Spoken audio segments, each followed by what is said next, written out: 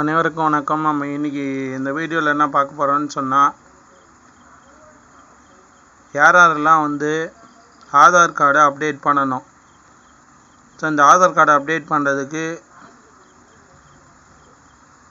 14/9/2024 வரைக்கும் டேட் கொடுத்துருக்காங்க. ஸோ யாரெல்லாம் அந்த ஆதார் அப்டேட் பண்ணணும், அந்த அப்டேட் எப்படி பண்ணுறது, நீங்கள் என்ன பண்ணணும் அப்படின்னு சொல்லிட்டு பார்த்தீங்கன்னா, UIDAI அப்படின்ற வெப்சைட்டுக்குள்ளே போயிட்டு கிளிக் பண்ணிங்கன்னா அதில் ஸ்க்ரீனில் பார்க்குற மாதிரி மை ஆதார் அப்படின்னு வரும்.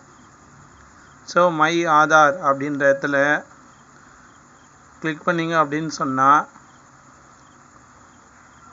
உங்களுடைய ஆதார் நம்பர் கேட்கும். ஆதார் நம்பரை என்ட்ரு பண்ணிட்டீங்கன்னா உங்களுக்கு ஒரு கேப்சா வரும். ஸோ அந்த கேப்சாவை என்ட்ரி பண்ணிட்டீங்கன்னா இப்போ ஸ்க்ரீனில் பார்க்குற மாதிரி வரும். மை ஆதார் அப்படின்னு சொல்லி போட்டுட்டு இந்த மாதிரி வரும். ஸோ இதில் நீங்கள் உங்களுடைய ஆதார் அப்டேட் பண்ணணுமா, அது அப்டேட் பண்ணக்கூடாதா அப்படின்றத எப்படி பார்க்கணுன்னா, இங்கே பாருங்கள், ஆதார் அப்டேட் ஹிஸ்ட்ரி அப்படின்னு ஒன்று இருக்குது பாருங்கள். ஸோ அந்த ஆதார் அப்டேட் ஹிஸ்ட்ரி அப்படின்ற இடத்துல நீங்கள் கிளிக் பண்ணிங்கன்னா ஏற்கனவே நீங்கள் உங்களுடைய ஆதார் கார்டு எப்பப்பெல்லாம் நீங்கள் அப்டேட் பண்ணியிருக்கீங்க அப்படின்ற டீட்டெயில்ஸை காட்டும். அப்டேட் பண்ணலை அப்படின்னு சொன்னால் கடைசியாக நீங்கள் எப்போ அப்டேட் பண்ணீங்களோ அந்த ஹிஸ்ட்ரியை காட்டும்.